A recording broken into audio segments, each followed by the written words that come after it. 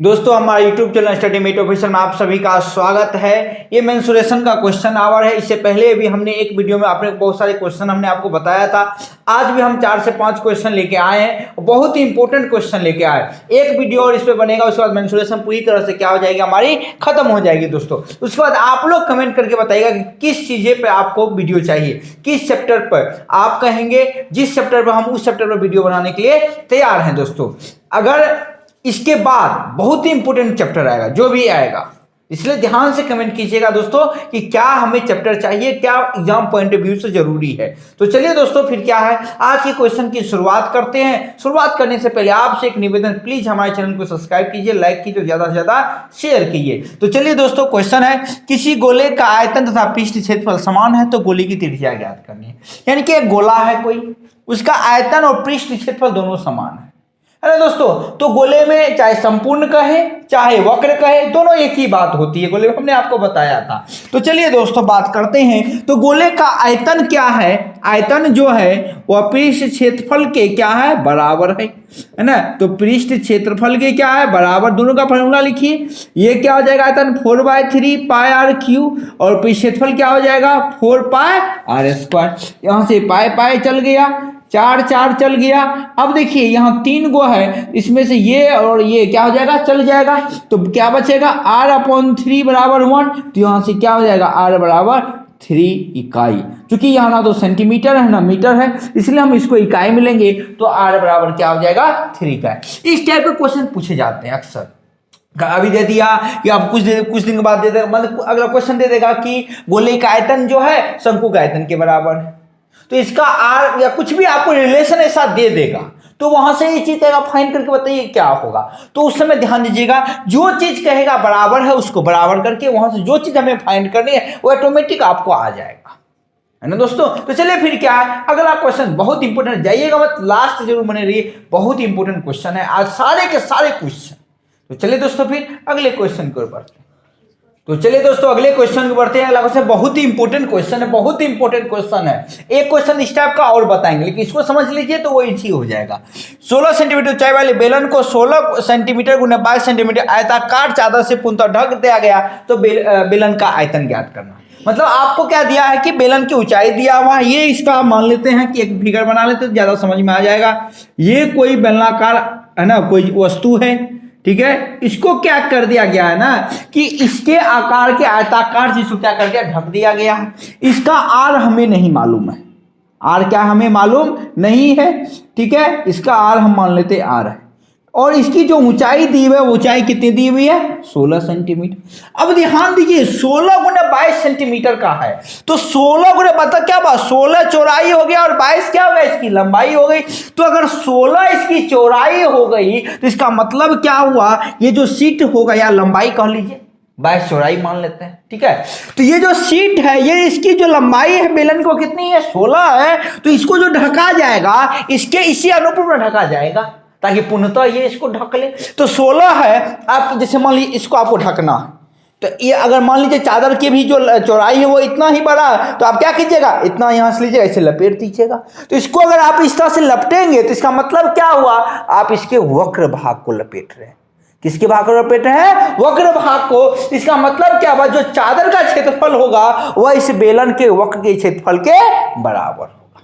क्यों, क्योंकि चादर तो पूर्णतः इसी को ढका है ना। तो चादर का क्षेत्रफल बराबर बेलन का वक्र क्षेत्रफल बराबर कर देंगे, दोनों क्या हो जाएगा, वहां से फिर हम आर को फाइंड कर लेंगे।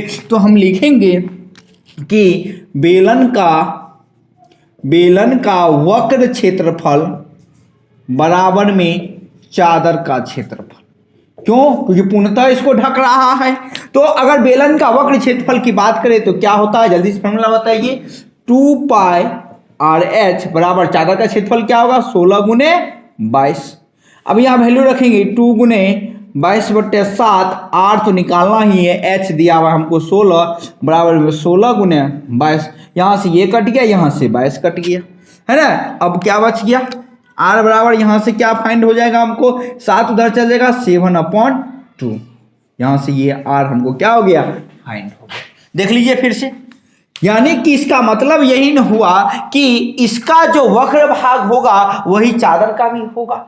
दूसरा तरीका क्या है, अब देखिए इसको जो हम इस तरह से लपेटेंगे 16 तो इसका ऊंचाई हो गया, तो लपेटेंगे इस तरह से तो इसका मतलब इसका जो परिधि होगा वह चादर की किसके लंबाई के बराबर होगा कि नहीं होगा, क्योंकि चौड़ाई भाग से तो ढके रहे, तो इस तरह से ढकेंगे इसका जो परिधि होगा वही क्या होगा, चादर का लंबाई होगा कि नहीं। तो आप 2πr बराबर 22 भी कर सकते हैं, तो वहां से भी आपको आंसर निकल जाएगा।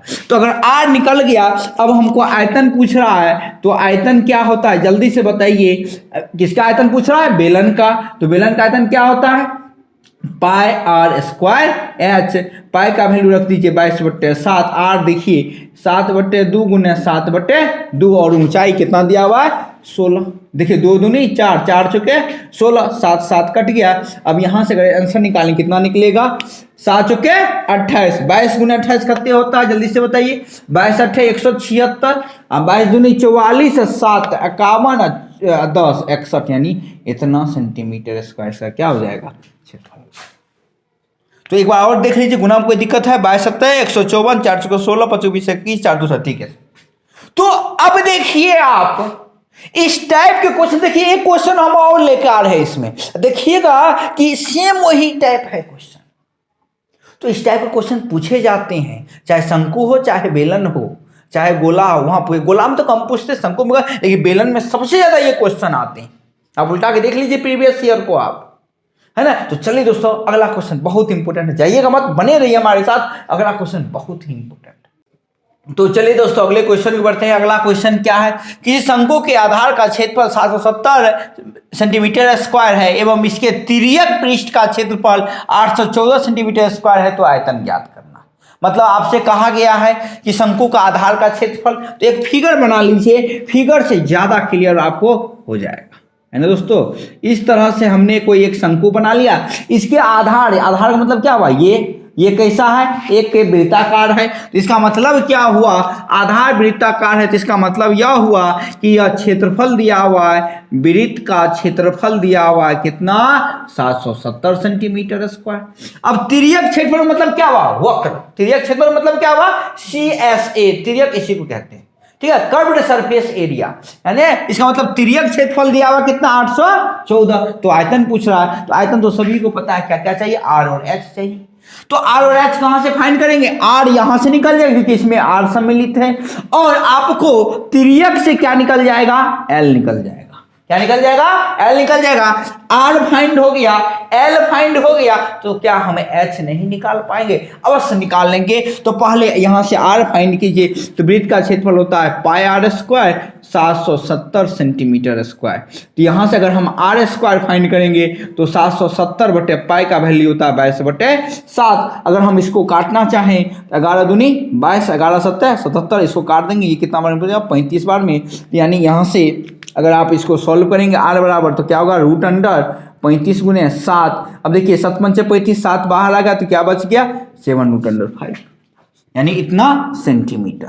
अब ध्यान दीजिए आपको तिर्यक दिया है, CSA दिया हुआ है कितना 814 सेंटीमीटर स्क्वायर, तो इसका क्या होता है पाई R का वैल्यू देखिए दिया हुआ है ना 7√5 और पाई R L गुने 814। अब इसको अगर यहां से हम L निकालेंगे तो ये क्या होगा, L बराबर क्या हो जाएगा 814 बटे 7√5। अब ध्यान दीजिएगा पाई का वैल्यू यहां रखेंगे 22/7। अब कहेगा सर ये नीचे कैसे आया, L यहां निकालना तो इसको इधर भेजेंगे, गुना में इधर जाएगा तो भागा में, बाकी 7 7 यहां से चल गया, 22 से देखिए कट रहा है क्या, 22 66, 22 चौके 88, 22 66 हो गया, 66 और 15 कट रहा, 22 66 है ना, 15 बच गया 154, 22 7 154, यानी ये अब देखिए नीचे रूट कभी नहीं रखना चाहिए हमें, इसलिए √5 ऊपर गुना करेंगे, √5 नीचे गुना करेंगे, ये कितना हो जाएगा 37√5/5, क्यों √5 क्या हो जाएगा 5 हो जाएगा।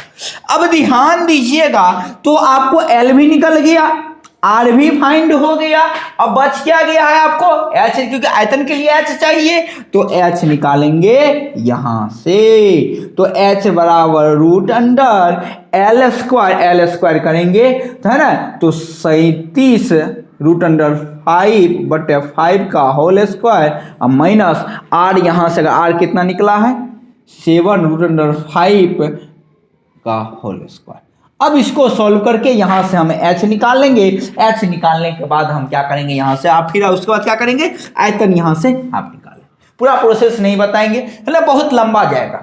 ठीक, कैलकुलेटिव है, थोड़ा सा लंबा जाएगा है। तो यहाँ कैलकुलेटिव आसान कब होगा, जब ये जब पूरी तरह से टूट जाएगा, तब ये बहुत क्या हो जाएगा, आसान हो जाएगा, है ना दोस्तों। तो इस टाइप के क्वेश्चन पूछे जाते हैं, ऐसा नहीं है। तो आपको दिमाग लगाना है कि आपको चाहिए क्या, आयतन। तो आयतन के लिए क्या चाहिए, H और R। तो R कहां से निकलेगा, H कहां से निकलेगा, है ना। अब देखिए R निकलेगा यहां से और H निकलेगा C से। सॉल्व हो गया, है ना। तो इसी को कहते थोड़ा सा दिमाग का इस्तेमाल करना है दोस्तों। क्षेत्रमिति कुछ नहीं है, फॉर्मूला है, फॉर्मूला याद है क्षेत्रमिति है, फॉर्मूला नहीं याद है क्षेत्रमिति की आपसे टसकेगा भी नहीं, है दोस्तों। फिर क्या है, अगले क्वेश्चन की ओर बढ़ते। तो चलिए दोस्तों अगले क्वेश्चन के ऊपर। अगला क्वेश्चन, किसी आयताकार चादर का क्षेत्रफल 100 सेंटीमीटर गुना 44 सेंटीमीटर है। चादर को उसके चौड़ाई के परितः मोड़ करके एक बेलन बनाया गया। मतलब कि एक शीट था, चादर था, ठीक है, उसको क्या किया कि उसके चौड़ाई के परितः घुमा करके एक बेलन बना दिया गया। तो बेलन का आयतन क्या है, बेलन का आयतन के लिए क्या क्या चाहिए आपको, R और H चाहिए। अब ध्यान दीजिएगा कि चादर को जो मोड़ा गया है, ये मान लेते हैं कि इसका लंबाई हो गया, ये क्या हो गया, चौड़ाई हो गया। अब हम चादर को इसके चौड़ाई के परितः मोड़ेंगे, तो कैसे मोड़ेंगे, इसी तरीके से मोड़ेंगे, तभी तो ये बेलन बनेगा। अब देखिए इसे चौड़ाई इस तरह से हमने इसको क्या किया, मोड़ दिया, तो क्या ये बेलन बन गया कि नहीं बनेगा। तो ध्यान देने वाली बात क्या है कि ये जो चौड़ाई है, यही इस बेलन का नीचे का जो वृत्ताकार जो आकृति होता है उसके बराबर है कि नहीं है, उसके परिधि के बराबर है कि नहीं इस चादर का चौड़ाई, और लंबाई क्या होगा, इस बेलन का हाइट हो जाएगा।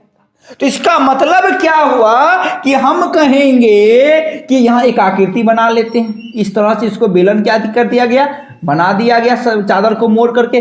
तब चौड़ाई के परिधि घुमाया है, तो ये जो वृत्त का जो परिधि होगा वह क्या होगा, चादर की चौड़ाई होगी कि नहीं। हाँ, एक बात और था कि यदि मान लीजिए लंबाई के परिधि घुमाता तो वृत्त का परिधि किसके बराबर हो जाता, लंबाई के बराबर। अब चूंकि चौड़ाई के परिधि घुमाया है तो वृत्त का परिधि किसके बराबर हो जाएगा, चौड़ाई के। तो वृत्त का परिधि क्या होता है, 2πr गुने, देखिए चौड़ाई कितना है, 44 है ना। यहां से काटेंगे 22 दूनी 44 कट गया, r बराबर कितना आ गया, 7 सेंटीमीटर, r निकल गया। h तो हमको मालूम है, ये है h क्या है, इस चादर की लंबाई, लंबाई कितनी है, 100 सेंटीमीटर। अब इसका अगर हम आयतन फाइंड करेंगे तो आयतन क्या हो जाएगा, πr², तो 7 गुने h, 7 कट गया, 22 7 154, यानी 15,400 सेंटीमीटर क्यूब इसका क्या हो जाएगा, आयतन हो जाएगा। तो देखिए इस टाइप का क्वेश्चन हमने तभी बताया, सेकंड क्वेश्चन जब बता रहे थे हम बताए थे इस टाइप का क्वेश्चन है, और ये टाइप क्वेश्चन पूछते ही जाते हैं, है ना। कभी चौड़ाई के परिधि घुमाएगा, कभी लंबाई के परिधि घुमा देगा, तब पूछेगा क्या होगा। तो हमेशा याद रखिए, जिसके परिधि घुमाएगा, चौड़ाई के परिधि घुमाएगा, तो वृत्त का ये जो परिधि होगा वह चौड़ाई के बराबर हो जाएगा, लंबाई के परिधि घुमाएगा तो लंबाई के बराबर हो जाएगा। तो चलिए फिर दोस्तों next question very very important और लास्ट क्वेश्चन है, कहीं जाइएगा मत, बने रहिए आप हमारे साथ। तो चलिए दोस्तों अगले क्वेश्चन में बढ़ते हैं। हमारा last question very very important question है। क्वेश्चन क्या है, 48 मीटर लंबे, 16.5 मीटर चौड़े तथा 4 मीटर गड्ढे का कितने भाग को मिट्टी से भरा जा सकता है जो 4 मीटर व्यास तथा 56 मीटर लंबी बेलनाकार सुरंग से प्राप्त होती है। मतलब क्या कर रहा है कि एक घनावाकार गड्ढा है, ठीक है, उसको भरना है। तो घनावाकार है, क्यों है घनावाकार, क्योंकि लंबाई चौड़ाई और ऊंचाई, गड्ढा का मतलब क्या हुआ, ऊंचाई दी हुई है। अब इसको भरना है तो मट्टी कहां से लाएंगे हम, तो हम मट्टी ला रहे हैं किससे, बेलन से, बेलनाकार सुरंग है वहां से हम मिट्टी ला रहे हैं। तो कह रहा है कि वो जितना हम मिट्टी निकालेंगे उससे वो गड्ढा कितना भाग भरा जा सकता है। अब एक चीज बताइए कि जितना मिट्टी का आयतन होगा, है ना, उतना ही ना गड्ढा भराएगा। तो हम मान लेंगे कि जितना मिट्टी निकला उसका x भाग क्या हुआ, गड्ढा भराएगा। तो जो x भाग का आयतन होगा वही तो मिट्टी का भी आयतन होगा ना। अब मिट्टी निकल किससे रहा है? बेलनाकार से। इसका मतलब क्या हुआ? बेलन का आयतन बराबर मिट्टी का आयतन। तो कहानी सॉल्व, क्वेश्चन का आंसर निकल गया। तो है ना दोस्तों, तो हम कहेंगे कि ये जो गड्ढा जो है, गड्ढा का x भाग भराया, तो x भाग का आयतन क्या होगा? 48 गुने 16.5 गुने 4। ये तो पूरा हो गया। इसका हम मान लेते हैं x भाग भराया, और यही किसके बराबर हो जाएगा? मिट्टी के आयतन। और मिट्टी कैसा है? बेलनाकार है, तो बेलन का आयतन पाई आर स्क्वायर एच। तो पाई का वैल्यू 22/7, आर व्यास दिया हुआ 4 मीटर, तो आर कितना होगा? 2। तो 2 का स्क्वायर गुने एच कितना दिया हुआ? 56। अब इसको अगर हम सॉल्व करने जाएंगे तो क्या होगा? 48 गुने 16, यहाँ पॉइंट उड़ाएंगे नीचे 10 आएगा, 165/10 गुने 4 गुने एक्स बराबर 22/7, 2 दूनी 4 गुने 56, 7 56। अब देखिए यहाँ से ये 4 4 कट गया, यहाँ से काटेंगे 8 6 कितना हो गया? 48। अब इसको काटेंगे 5 दूनी 10 है ना। अब 5 से इसको काटेंगे, 5 तिया 15, अब 5 तिया 15, अब 11 दूनी 22, 11 तिया 33 हो गया। और कटेगा, ये कट जाएगा, किससे कितना से कट जाएगा? 2 तिया 6। यानी इसका मतलब क्या हुआ? देखिए हम इसको क्या लिखेंगे? 3 तिया 9 गुने एक्स बटे में 2 बराबर 1। ये उधर जाएगा तो x बराबर क्या हो जाएगा? 2/9। यानी इसका मतलब क्या हुआ कि गड्ढा का 2/9 भाग क्या हो जाएगा? इस मिट्टी से भर जाएगा। तो इस टाइप के क्वेश्चन पूछे जाते हैं, अक्सर पूछे जाते हैं। कभी कुआं में से मिट्टी निकाल कर उससे चादर चबूतरा बनाएगा आयताकार, तो कहेगा चबूतरा का क्या होगा? ऊंचाई कितना होगा? इस टाइप के क्वेश्चन पूछे जाते हैं। शंक्वाकार में पूछे जाते हैं, है ना। गोलाकार में तो, गोला में तो कम होता है, स्फेयर में कम होता है, लेकिन सबसे ज्यादा बेलन में होता है, क्योंकि कुआं हमेशा खोदा जाता है। तो व्यवहारिक चीजें हैं जो हमें ध्यान रखनी है। और क्वेश्चन को टैकल करने समय दिमाग को स्थिर रखना है कि क्वेश्चन पहले 10 सेकंड हमें सोचना है, 10 से 15 सेकंड कि हम इसको टैकल कैसे करें। अगर ये समझ में आ गई कि टैकल कैसे होगा, तो सवाल ऑटोमेटिक आपसे सॉल्व हो जाएगा। दोस्तों तो आज के लिए इतना है, कल फिर मिलेंगे, है ना। इसी पर और भी क्वेश्चन है, कुछ टाइप बच गए हैं, 5-6 क्वेश्चन हम लाएंगे तो वो टाइप क्लियर हो जाएगा, और आपका क्षेत्रमिति 3D पूरी तरह से क्लियर हो गया, है ना दोस्तों। उसके बाद आप कमेंट डालिए कौन सा हम चैप्टर लाना चाहते हैं, वो आपको हम कम्युनिटी गाइडलाइन में डाल देंगे, वहां से आप कमेंट के थ्रू आप हमें भेज सकते हैं कि हमको ये चैप्टर चाहिए, है ना दोस्तों। आप एग्जाम पॉइंट ऑफ व्यू से देखिए, क्योंकि आपको विद्वान बननी अलग बात है, लेकिन एग्जाम पास करना अलग बात है ना दोस्तों। तो फिर मिलेंगे कल नई वीडियो, नई उम्मीद और नई किरण के साथ। तब तक के लिए जय हिंद।